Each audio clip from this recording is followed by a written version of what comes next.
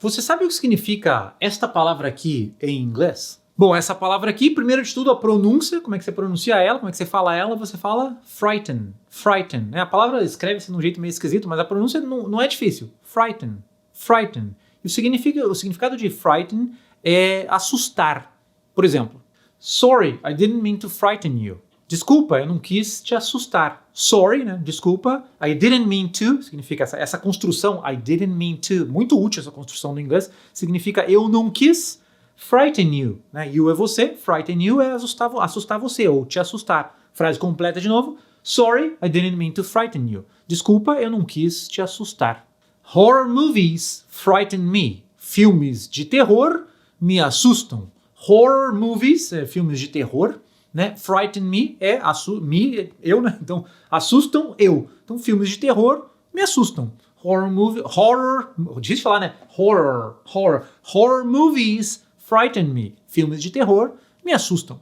The news will frighten many people. As notícias vão assustar muitas pessoas. The news, as notícias, will frighten, vão assustar. Will frighten many people. Vão assustar muitas pessoas. Agora, esta palavra frighten, que significa assustar, ela é comumente, né, muito comum, você vê ela sendo usada no passado, que é frightened. Frightened, que significa assustado ou com medo. He seems frightened. Ele parece assustado. He seems, ele parece. He seems frightened. Ele parece assustado.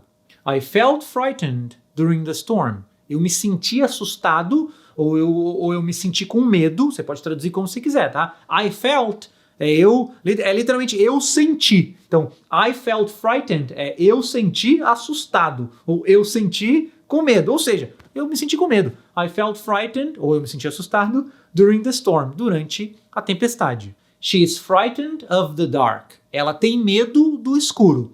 Aqui, se a gente pegar, né, she is frightened, essas três primeiras palavras, seria ela está assustada. She is frightened, ela está assustada of the dark, seria do escuro. Então, ela está assustada do escuro. Como é que a gente fala em português? A gente fala, ela tem medo do escuro. She's frightened of the dark. Ela tem medo do escuro. Agora, existe uma outra palavra para falar assustado, porque frighten, essa palavra é uma palavra comum, tá? A palavra frighten, mas tem muita gente que não conhece. A palavra mais comum que as pessoas conhecem para assustar ou assustado é o verbo scare. Scare. Scare significa assustar. Dá para usar no passado também. Scared, que seria o assustado.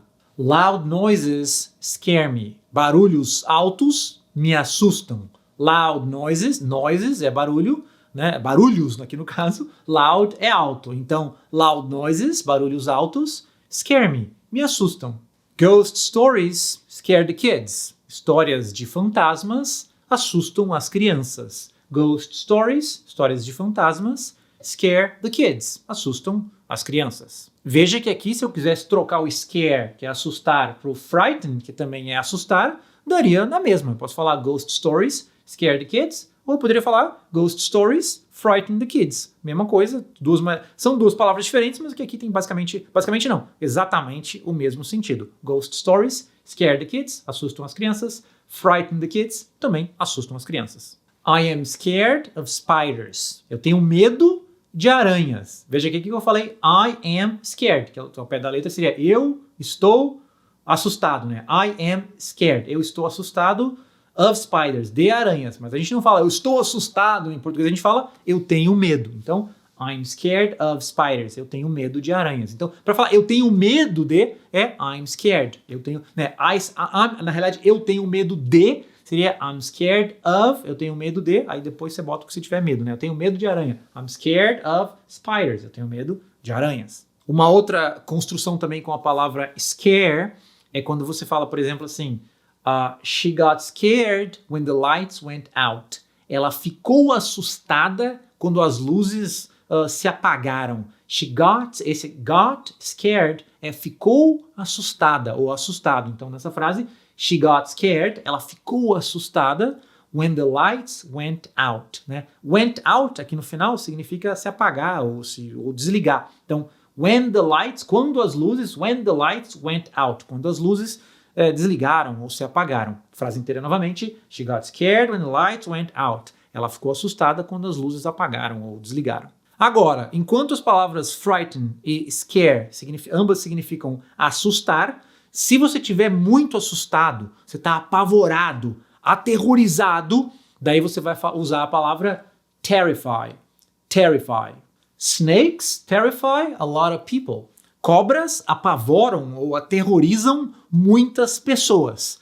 Veja que aqui eu não usei a palavra frighten ou scare, que é assustar. Eu estou falando, é uma coisa mais intensa. Terrify é apavorar, aterrorizar, o cara ficar com muito medo mesmo. Então, snakes terrify a lot of people. Cobras apavoram ou aterrorizam muitas pessoas. The idea of public speaking terrifies me. A ideia de falar em público me apavora, me aterroriza, né? Dizem as pesquisas que falar em público é não sei se é o maior medo do ser humano, ou é um dos maiores, ou é o maior medo do ser humano é falar na frente de um monte de gente. Enfim, já ouvi isso em vários vídeos no YouTube, o pessoal falando, o maior medo do ser humano é falar em público. The idea of public speaking terrifies me. A ideia de falar em público me apavora, me aterroriza. Terrifies me. E da mesma maneira que a gente tem o scare, assustar, e o scared, assustado, a gente tem o terrify, apavorar, né, o aterrorizar, e o terrified,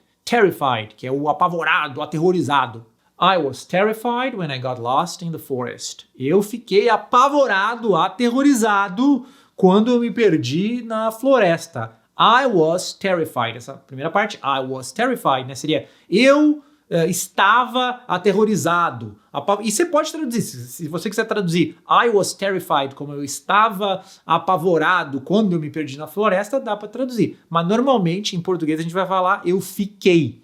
Então veja que a palavra was não é ficar, é estar. Mas a gente, neste contexto, I was terrified, eu estava apavorado, é o que a gente falaria em português, eu fiquei apavorado.